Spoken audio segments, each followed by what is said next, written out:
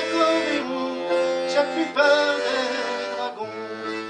Même si chez qu'ils ont la nuit, oh, mes démons sont démunis. C'est l'histoire d'un enfant du pays, pétri de culture maraîchine et qui à 35 ans a éprouvé le besoin de remonter le temps. Libanais de naissance, Sébastien Bertrand a été adopté à l'âge de 9 mois par une famille de Saint-Jean-de-Mont. Je suis debout aujourd'hui.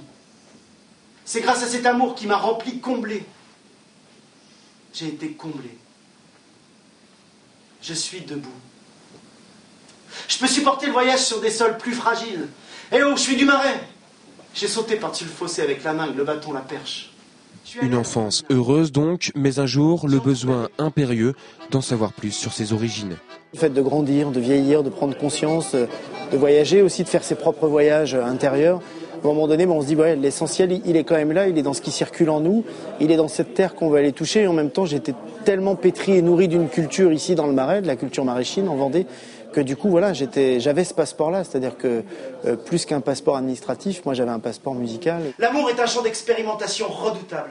En 2008, Sébastien s'envole pour le Liban. Son point de chute, l'orphelinat, là où tout a commencé, là où ses origines se croisent et s'entremêlent. Je suis resté des matinées entières juste là. J'étais assis et t'es là. Tes parents adoptifs sont nés là et tes parents biologiques t'ont déposé là. Donc c'est un espèce d'endroit, c'est comme un sanctuaire en fait. T'es posé là, religion par religion. Enfin, les sœurs sont adorables. Elles te demandent rien, c'est-à-dire elles t'inquestionnent, mais elles te jugent pas, elles te posent. T'es leur enfant. Mes parents m'ont dit, quand on a reçu ta photo, quand on a vu tes yeux tout ronds, à ce moment-là, il n'y avait plus aucun doute. De ce voyage naîtra un spectacle, mais Sébastien Bertrand ne le joue pas, non, il le vit. Aucune fausse note, tout est juste du début jusqu'à la fin. Et le spectateur, lui, retient son souffle par crainte d'interrompre ce merveilleux petit moment magique où les questions existentielles semblent bel et bien apaisées.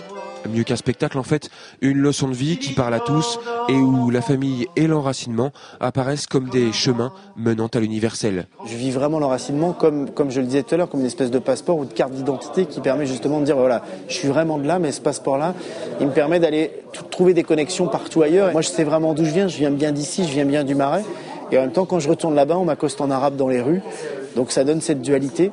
Mais c'est ce qui m'a construit aussi. Donc c'est là où peut-être j'ai trouvé cette forme d'apaisement. Je l'ai peut-être pas toujours été d'ailleurs. Beaucoup d'émotions dans ce spectacle en forme de trait d'union culturelle entre les deux rives de la Méditerranée. Un spectacle écrit par Yannick Jolin et dont on ne sort pas indemne. Il grandira dans les bras, didi dor dor, l'enfant dort. C'est comme un roi. Didi dor dor, l'enfant dort. C'est comme un roi.